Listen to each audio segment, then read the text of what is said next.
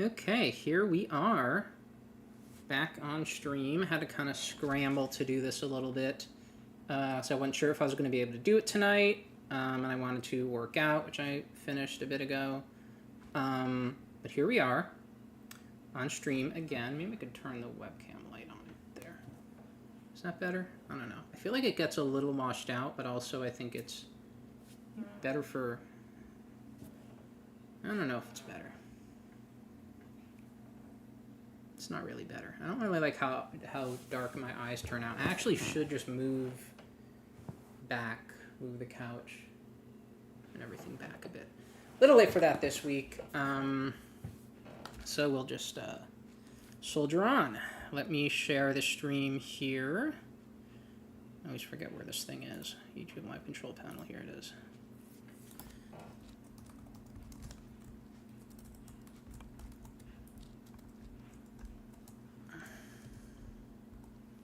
Yeah, maybe I can just, let me just push it back a little bit here.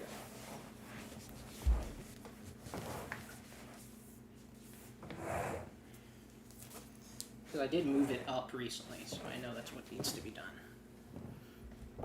Get the light in my face a little more. There we go. That's a little better for sure. So, we are gathered here today for Chapter 33 of Zatch Bell 2. Little preamble here. No, I'll turn that off. I have been watching a fair amount of movies recently. I've been playing a lot of Donkey Kong Bonanza, trying to do the post-game. Two notable movies I watched recently. War of the Worlds, which everyone has been watching. It is a legendarily bad movie and has gone, I would say, viral because of that. And then I also watched Fixed, which is the new animated movie by Genndy Tartakovsky, maybe one of the biggest names in Western animation, which is an R-rated dog comedy full of a lot of gross-out humor and is not as bad as the trailers made it look. I was actually afraid that this movie would be considered a legendarily bad movie. That was not the case, thankfully. Fixed, I thought was pretty good. Funny thing Zatch Bell related that I could mention. Hey, Zatch Bell Gamer, what's up? Welcome. I recently found a website that lets you search YouTube video transcripts, which is really cool. There's a couple things, over the years, 2 or 3 things where I've been like, oh, I just wish I could find a specific moment from that specific video. And so I used the site for a couple of things, and then I thought, hey, it would be fun. There's a VTuber that I know likes Zatch Bell. Let me search her channel for any mentions of Zatch Bell. That seems a little parasocial almost, but it's about the love of Zatch Bell. It's not about the love of the VTuber. So that was fun. So that was the thing with Zatch Bell.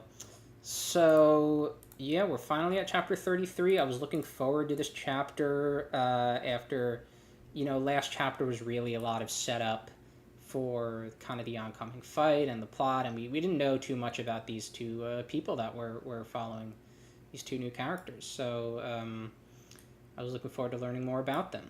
So this month we get started on Jill Knows, who is using her spell to create this sarcophagus. And it is funny to me how it ends up looking very Egyptian, even though, there shouldn't be any real relation between the Momoto world and Egypt. I can link it to you if you want, Zatch Bell Gamer. You would almost think I'm being sponsored by this, but no, I thought it was very handy when I found it.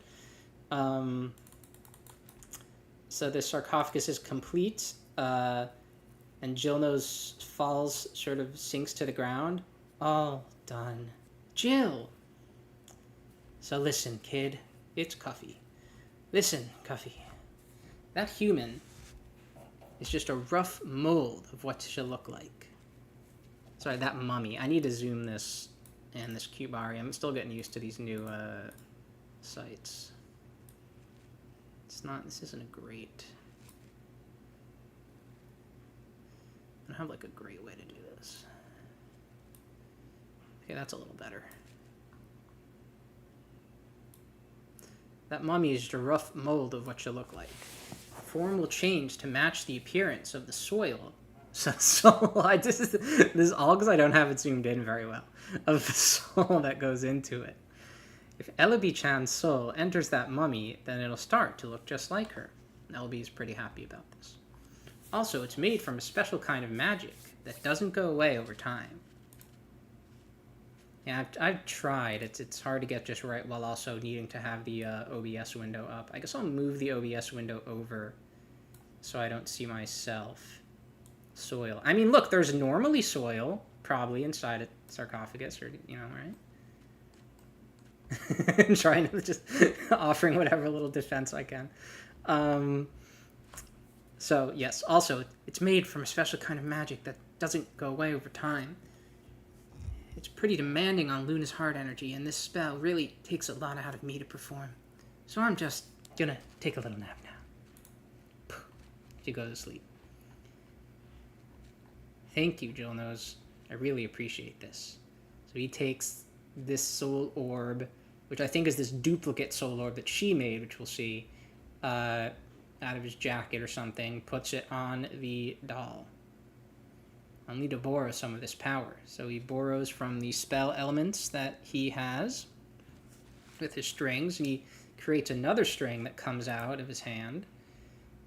Whew. Waves it around in the air. Here we go, Ellaby. Foom. Foom. Each end connects to each orb. The string is kind of pulled taut and starts glowing. Vroom, vroom, vroom, vroom. Process sort of begins. The face of the dummy, the mummy. I'm not making a mistake by calling it a dummy. It is sort of a dummy in its way. Begins to change. Apparently, the process works differently for them than it does for demons. Normally, a soul would transfer into the mummy instantly. Do you think that orb she got from Belial might be to blame?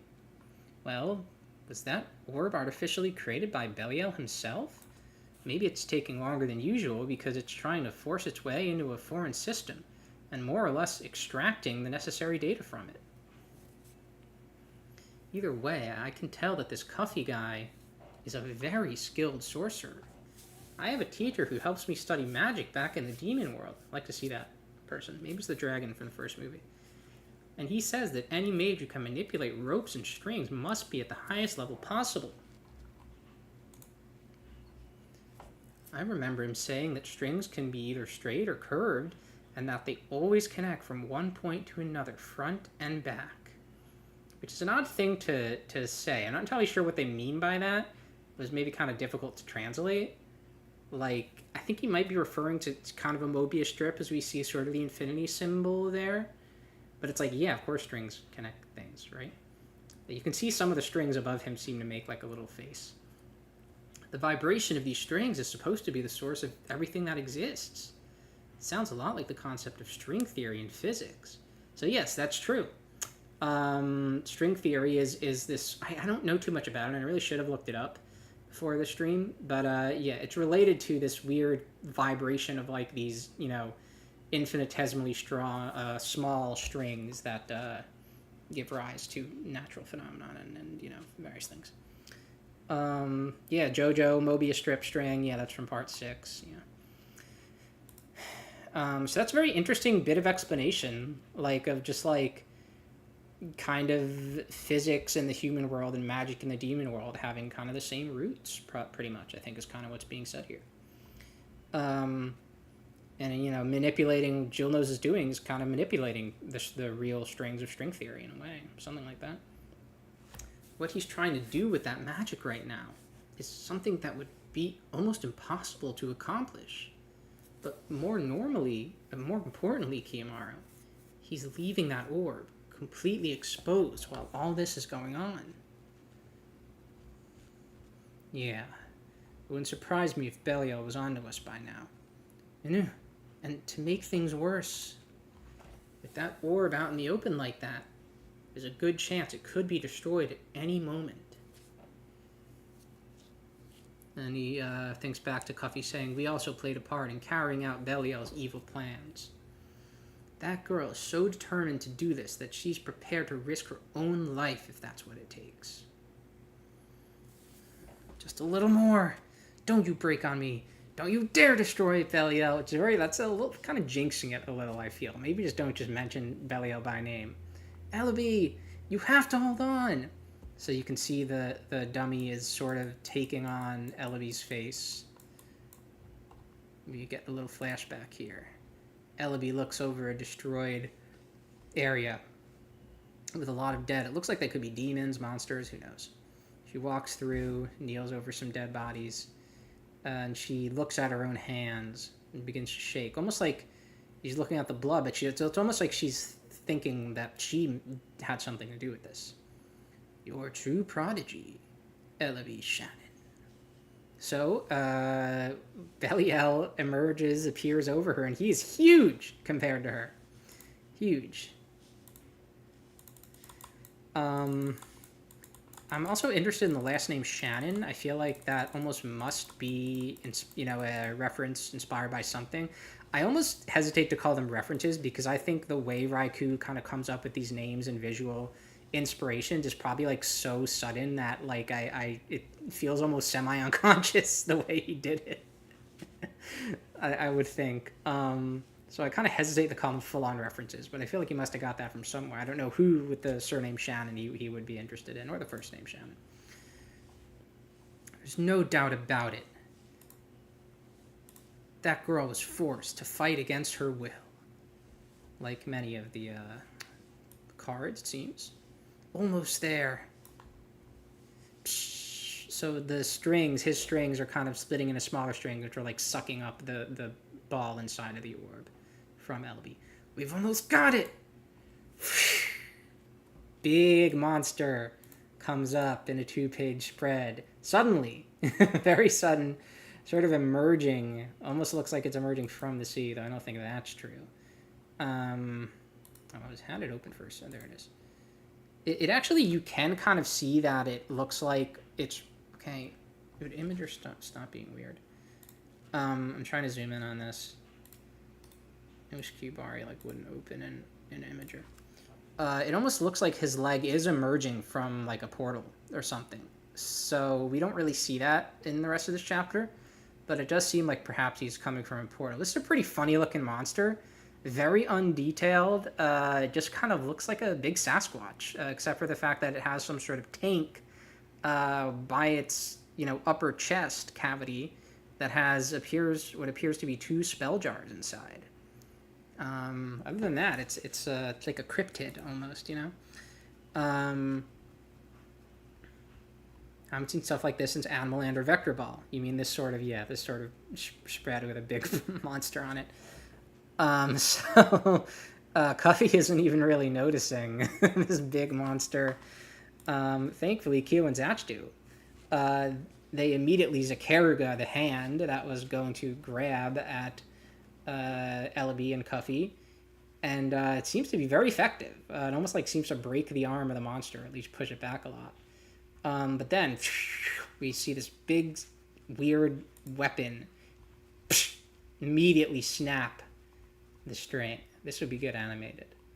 The string is now compromised. Zatch and Kyo are surprised by this. And we don't know what's going to happen to Ellaby at this point. This weapon is being held by this old man who looks a lot like Alvin. I don't think it is Alvin. It looks a lot like Alvin from the Millennium Moto Arc. This old man also has some weird biological features. Half of his brain seems to be artificial. And he has also a weird device on his chest that has 1 spell vial in it. So Cuffy immediately tries to connect back the 2 bodies using the strings, and it appears that he is kind of successful. Ellaby! He pulls both bodies close to him. This is a little funny, I would say, this panel. I don't know what it was intended to be, of the one mummy with Ellaby's face and then the regular Ellaby, both on either side of him. Weebareru Zakir! So especially here in this panel, the monster is giving off like Iron Maiden Eddie vibes. And once again, also just kind of looking generally like some cryptid or kind of horror movie creature or something. So they're casting the new spell. We got, the 2 white... actually, I think they both have white and black sides, right? So the 4 discs. And the old man is putting away his weapon. Stand down, Demon King. I am not here to take the life of a noble. So, and you're getting a peek into kind of this guy's worldview. He seems to prize royalty and nobility. My goal is merely to retrieve Cuffy and Ellaby. No more, no less. Those 2 are sorcerers whom Belial-sama holds in high regard. Even after learning of their treacherous ways, I was instructed to bring them back with their orbs intact. This doesn't concern you, so don't interfere. Why don't you just run along now? It's time to go, Cuffy, Ellaby. Be smart and don't make this any more painful for yourselves. Ellaby. He uses one of his strings to wrap around this ice element jar. Does it want to go back? Orugan Pangu! Which appears to summon kind of an ice, I don't know if it's a dragon or I think it's a fish, I would say. And I guess is pretty clearly an ice element spell. I don't remember if we had Bangu as any sort of ice related spell word. Oru, I think, usually tends to relate to spells that have a high degree of control, if I remember correctly, by the user. And we did have a spell that looked similar to this called Laki Gorfang, which was like this spell, an ice spell that created like a dog face that came out of the ground, but this is different. So we've never seen this one before, I don't think. What a fool. Biriorudo! Debidyun! Immediately summons that same weapon that he did before and cuts the spell in half. So I'm not really sure what's going on with his spells here. I have not really had a chance to catch up on the discussion in the server since the chapter came out. I know Ryuta-kun wrote quite a bit on this, but I only kind of skimmed that. Definitely appears that he's using like 2 spells or 2 spell elements in conjunction or something of that nature, because the spell element he has in that jar there doesn't really seem like one that would summon the weapon that he's using. The weapon that he's using almost seems to, if I would have to guess, be like one of Buzurai's spells, which I don't remember what Buzurai's spells were called, or if this was one of them, but in any case, he says Biriorudo and then says Debidyun, which is clearly like a different thing. So I don't know which one is relating to the weapon and which one is relating to whatever else he's doing. But it slices the spell in half, and then the spell goes for Cuffy. Bend! Zatch is here with the new spell, and he uses it to deflect the weapon. By pushing the repelling sides of the discs at each other. Launcher Sakaraga. They fire a super fast Sakaraga at this guy. I really wanted to see this just straight up pierce through him. Fortunately, we don't get to see that. He is pushed back a lot. He lets go of the weapon. You're all fools. It's really cool to see them using Weebarare as a care. It's sort of their main spell now that they can use to augment the few other spells that they have. Yeah, it's the Gazu spells are from Buzurai, but he's not using one of those though. Right, he's using Badun spells or something from the Gaiden villain, but the Gaiden villain didn't have any spells like that, did he? Jiza? I never liked that guy. Thought it was lame and boring. Well, King, it would seem your powers are slowly returning to you, but that doesn't mean we haven't made great strides as well. I couldn't help but wonder if there was some way we could tap into our true power without needing to rely on the spells themselves, which is interesting. I'm not entirely sure what he means by that. And so the witch got to work on developing this intriguing device. So that's the one on both him and the monster's chest, which appears to have some sort of magic stone inside with some kind of magic script on it, and then the spell element in the jar attached to that. To me, this spell element looks like it could be Tia's. I don't remember what Tia's spell element looked like previously, but that would explain how we could tank the Zakaraga like that, if it was her element. Also, I mean, his dialogue saying, tap into power without needing to rely on spells would imply that he is using that device is somehow related to him tanking the Zakaraga. However, we also do get a shot of it when he's casting Barrio Rudo as well. So it's really hard. It's difficult to tell for me. Did that witch have a depressing look in her eyes by any chance? She is indeed the witch with the sorrowful stare. There we go, the good old witch. She likes Gundam. She probably, I don't know if she got to check the new one out. I know Gundam fans were pretty into that.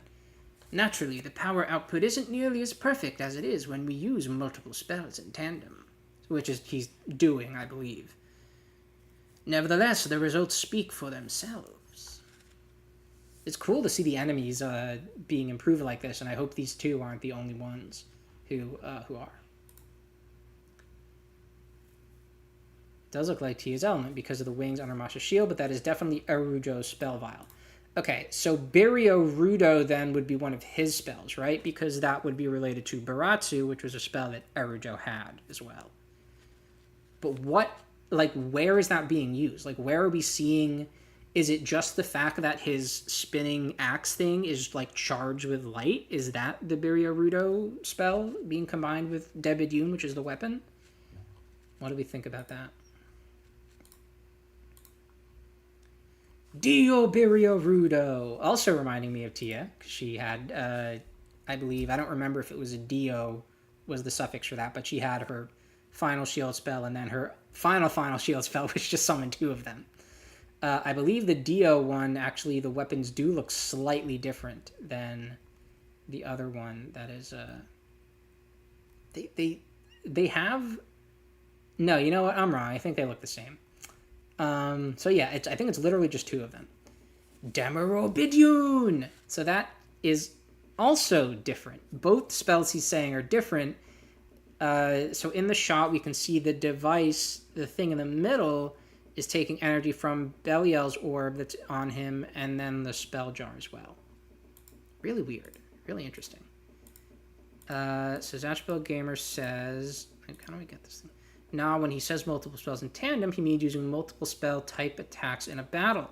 But what this cyborg seems to be doing is funneling the Arujo spells into his axe spells to empower them, and then he launches the axe spells with all the power they gain from the raw energy supply of the Arujo spells. Okay, so I was right about the light energy surrounding the weapon being the Arujo spells. My question is, we don't really get enemies just using their own spells. I mean, he's not a Momoto, is he? Like, how is he getting these Bidune spells from? What are those? Those are just his? I don't recall having enemies that were, I think we might have had enemies that had been using some kind of magic in the past, but it never sounded or appeared this much like Momoto spells. Like, I think Hanagebu might have, done some weird magic stuff that felt like kind of a different area, I'd like to see more of this for sure. Ja! Monsters attacking. Okay. Oh, you say he has two vials. So the axes are coming from another vial that we just don't see? Wouldn't it be good to visually show that? That's kind of what's confusing me. So, this monster is attacking them. This is a very cool page, because you can see, if you look, you can see exactly what's going on here. And this is something you notice with a lot of manga these days, where it's very difficult to see what's going on in the action scenes. There are several elements to this panel, but what's happening is Kyo and Zatch are jumping over the monster's hand that he strikes into the ground, and then they are using Weebarera Zakare on both sides to deflect both of the axe weapons. And they fire off another Zakaraga, which hits the old guy, and then it seems like they are using Weebarera Zakare to do something to the monster, like to kind of... I think they might just kind of be using it as a wall, or using it to sort of push him to the side, maybe. Which, once again, it's really cool to see this spell have such versatility that you can just keep it out, continue using it. There were a few spells like that, in the original series. The vial on his shoulder. Yeah, that's the one. If you mean the one from a couple pages ago, yeah, I think that is his core. I think we can only see one vial on this guy, and the orb in the middle. I don't know what that is. This guy is definitely very confusing. So Cuffy is dragging the two Elebys away, lays them both on the ground. I have to tie the severed ropes back together. I won't let you disappear. Eleby! Another flashback. This is a pretty sad one. Eleby's banging her head against this wall, or it looks like maybe a bookcase or something. Repeatedly, blood is coming out of her core, but nothing happens to the core. Rah! Rah! I really doubt that a Radome blast will be enough to break these orbs. So she's trying to Radome herself. It's quite dire, using one of Zophis' spells. She's trying to destroy the orb and basically commit suicide, so she won't have to be Belial's pawn. I understand that you're trying to find ways to die, but life is precious, you know? Why not try to make the most of it? What's the point? How can I go on living like this day after day? She has a... What's the meme? His smile and optimism gone. It's basically that meme. We've seen this look before, and certainly once or twice in Zatch Bell, but many times in other manga as well. The given up all hope look. But Cuffy doesn't like this. He thinks she shouldn't give up hope. So he takes her string, he uses a string and attaches it to her orb and then to his orb. And I wonder if when he was using his power before on the old lady, if he was doing something similar, but we just couldn't see it. Yes, so far, Zatch Bell Gamer says we've only seen Zophis' spells twice in the sequel, and both times have been to commit horrible acts. Yeah, what was it again? I knew it was Ronde Radome. Was it one of Sherry's? No, it wasn't. It was Tia's people, right? It was the little, the cub kid that was being used on, right? From whatever that guy's name was, Gunther. I like that guy. Yeah, of course. Zophis would be proud, wouldn't he? Okay, Eleby. I'm going to lend you my voice. You feel as though you're in your own personal hell. In a cruel twist of fate, you produced a deadly poison with the recipe you were provided. But I know the truth. What you were really trying to make was medicine to help people. And yet, that noble venture turned sour when a vile monster spilled its blood into the elixir and corrupted it. So I believe what he's talking about here is what we saw in that first flashback, where the whole town was dead around her. Now, the town looked fully destroyed, which I don't think would be done by a deadly poison, but who knows? It seems like that's what happened, because she sort of blames herself, and it seemed like she was blaming herself in that flashback as well.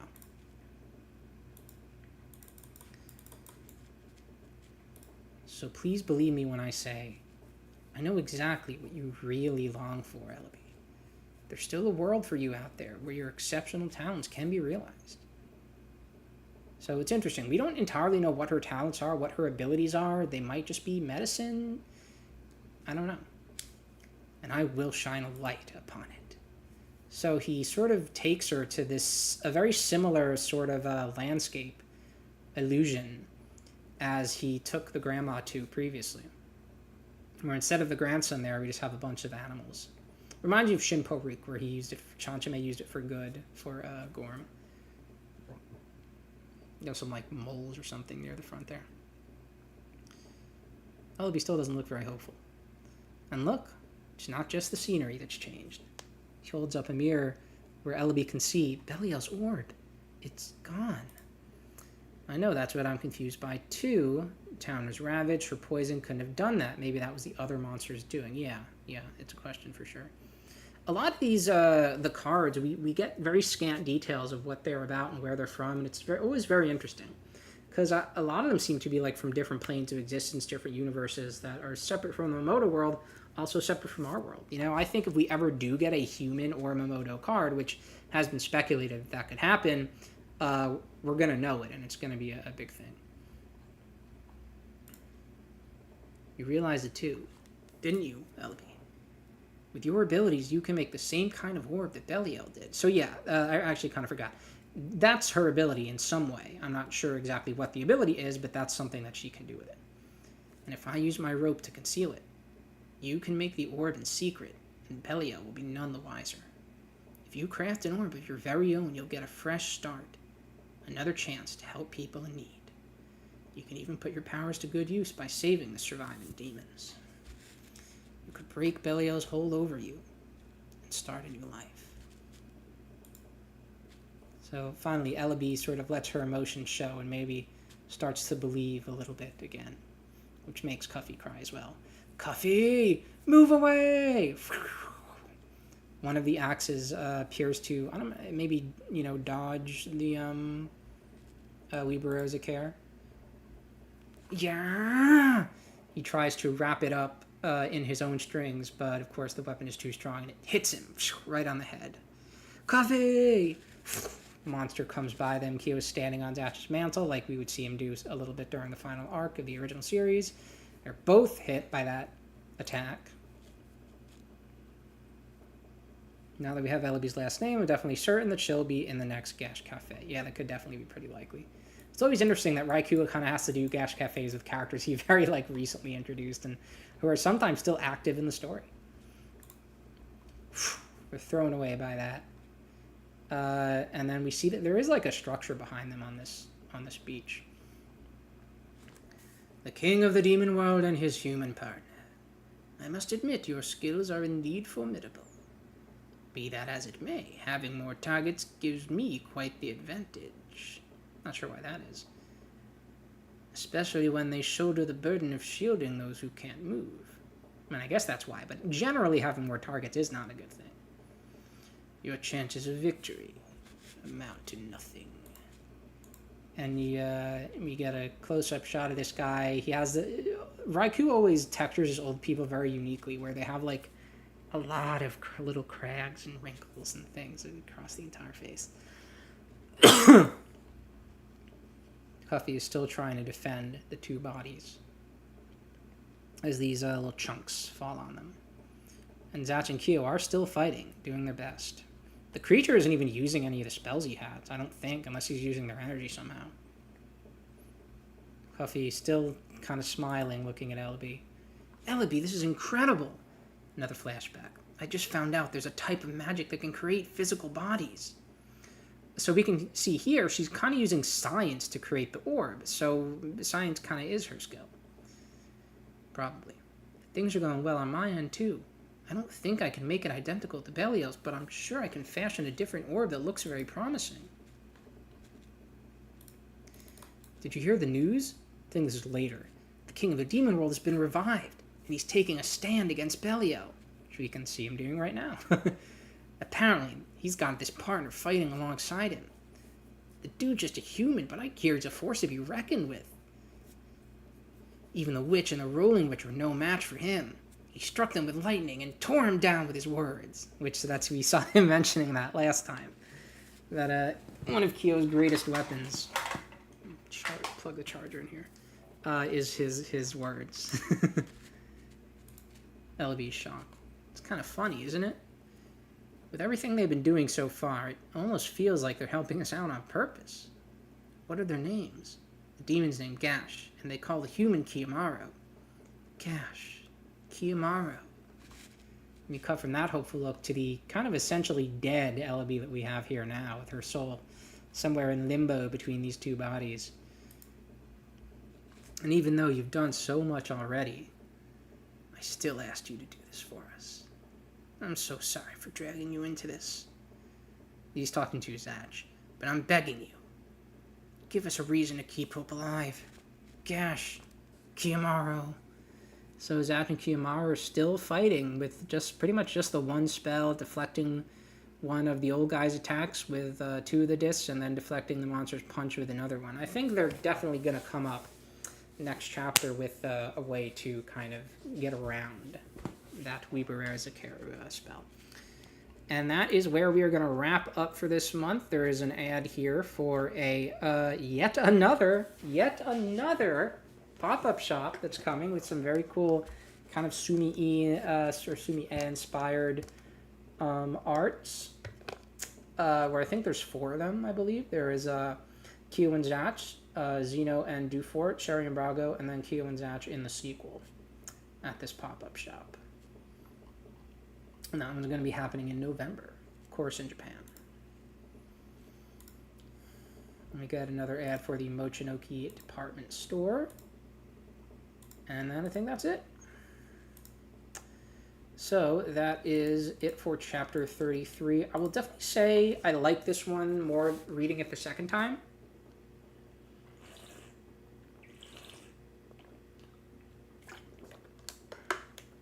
I felt it was a little better paced, and I felt for Ellaby and Cuffy a little more. Definitely good to learn some about them. I don't feel, and I could be wrong, Raikou doesn't usually put the emotional parts of his stories in the flashbacks too much. He's done longish flashbacks before, like the big one he did for Zatch during the photo arc, but I think a lot of times, he tends to build up the emotion in the present day. But I could be completely wrong. That there might be plenty of arcs. I'm thinking about the first arc of the series and stuff, where he would tell these stories. Where flashbacks would always be very, very limited. We saw a little of, Tia and Marus and all that, but then thinking about Kalulu, I think all of that was in the present day, where Kalulu, where she used the spell and then she turned into her evil self. I don't believe any of that was a flashback that kind of built the emotion in that story. So that's a little interesting. But whatever way we get it, I am glad to know more about these guys, and sort of understand that Cuffy is that they're good, that they seem to be good guys. And I'm very interested in Cuffy's ability where he's talking to people. And I wonder if that's him using the strings in some way, which it did seem to be in this chapter. But clearly it seems to be something completely different. It's this weird way of doing therapy. Hold on, my computer is not charging. No, here we go. The plug came out a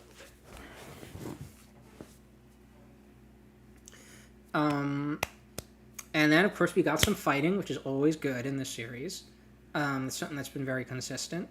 And I just really like seeing, more of the versatility of Weeper Zakare. And who knows, maybe they'll come up with yet another way to use it to sort of clinch this battle. Because like I said, I do think the villains have more up their sleeve. The monster, the cryptid here, seems to have 2 different spell types that we haven't seen him using. I'm still not fully feeling this arc, but this is for sure a step up, and I think it's, going to keep building. So you asked, Astral Gamer, do you think Jonos might awaken? I think it's definitely possible, yeah, because we could use another hand. And, it's just unfair to 2 spell users on really 1 spell user, even though Zatch is stronger than he was before. So, yeah, I do think we'll get some help. I hope, personally, that we don't have another surprise guest appear, though I definitely think that might be possible. Maybe it'll be Picario. His partner was Brazilian, after all. But yeah, I kind of hope that doesn't happen, and this arc has been pretty different from the previous one so far, so let's hope that they don't follow that formula. But yeah, the villains are very mysterious in this one. I did see someone on Reddit. There was a thread I wanted to go back to from the Reddit about how it was what are your Zatch 2 hot takes? And it was, mostly people offering kind of criticisms of the series, which is fine. And someone said the character designs have not been good. And I kind of totally disagree. I agree that, the villains, especially when you can tell they're not going to stick around for very long, like these 2, their designs tend to be kind of simple and don't seem to have any specific, visual kind of style tying them together. But I just love Raikou's style in general. I love seeing a lot of the characters, the random characters that he'll throw away. And then I think something he's done really well within this series is just the more human-looking characters, like Cuffy, like Ellaby, like Blue, like Levy, what was his name? Prince, or... No, that wasn't his name, right? He was a prince. What was the Pola, that was his name. Prince is a character from Chainsaw Man. But yeah, Polo is looking really good, and he's done a great job with a lot of those characters. I think they're very fashionable. They look really good. Hem is bizarre. Hem, yeah, Hem is a kind of a classic Raikou monster design. But he didn't end up being that imposing in that fight, unfortunately. He was very imposing at first, and then suddenly they got like the upper hand on him, which is odd. I look forward to seeing him again though. And a lot of these characters are still alive, so we're gonna get to see him again. Yeah, Pola's armor design is really cool, and I think especially of the enemies that are not only still alive but going to return as enemies and not allies, Pola and the Witch are going to be like some of the main ones. I think Gil is going to be an enemy next time we see him too. Levy, I'm not sure. Blue, obviously not. Blue is going to be an ally. Probably the first chance she gets. Bobby is still alive, so he'll probably be an ally too. Yeah. So, I mean, Hem obviously is very villainous. We haven't really seen much of him yet. But in terms of the characters who we've had a bit of experience with, I think Pola and the Witch are definitely going to be important. And we've had mention of the Witch this chapter as being like very good with sorcery and creating magical tools.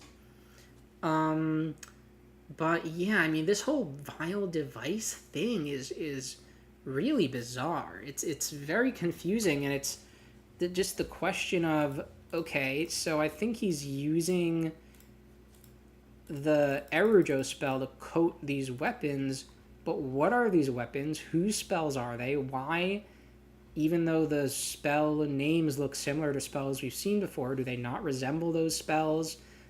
It's definitely confusing to me. I don't know if we're going to get more explanation on that. We might have to wait for their next FAQ chapter. But either way, like I said, I like seeing the villains improving. I like seeing them come up with new plans, and I think that's very neat. The more different each story arc can be from the others, the better, in my opinion. So I don't think we have much left to talk about. Looking forward to next month for sure. We've gone for about 42 minutes, which, yeah, I expected this to be on the shorter end. This is another chapter that's sort of you can kind of just talk about it while you're reading it, and there's not too much to say after that. But it was a good mix of drama and fighting, which is kind of what you want from this series. I think one of the main complaints people have had about this series is that it does not build up emotion in the same way as the first series did. And I do kind of agree with that. I think a big part of that is that Zatch and Kyo are kind of passive, which I don't like, especially Zatch. You really feel that Zatch in this series, like, he doesn't even really, like, talk much. A lot of times in fight scenes, you feel like you're seeing like him like from the back and stuff, like doing things. So I don't know. It's been a weird thing with this series that I'm not a huge fan of. And that's something I would say. But he might just be saving that for something later, where there'll be an arc where Zatch has to make some big decisions. Transform Wei and Transform Levy seem to have their own unique spells that weren't from the vials. Did they? They had abilities, I guess. I don't know. That's the thing. That's what I'm saying, is that what this guy is doing really seems like they are Mamoto spells, which is different from a lot of the abilities we've seen the other cards use. And yeah, Raikou had the sorcerers use the forbidden spells that describe what they were, but also had spell names. But see, to me, that's also different. Because, like you say, he's only using a couple of words. He's not doing the whole thing where he has this whole spiel with the subtitles. He's not creating the weird like magic circles like we saw those sorcerers doing. So I don't know. I'm not sure if I would go with that. But it's good to be seeing something new.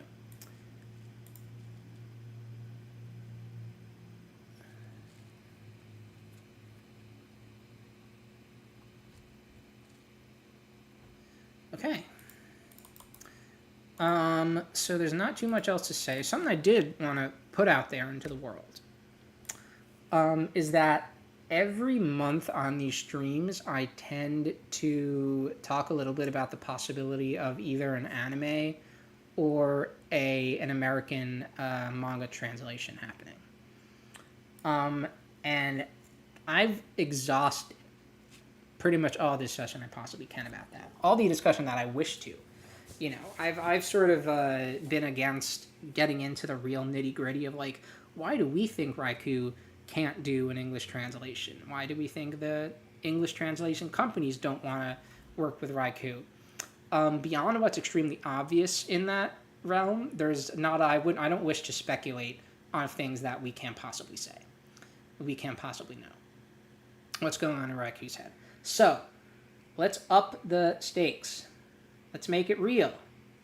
I'm going to say, within 8 months, we're going to have one of those two things.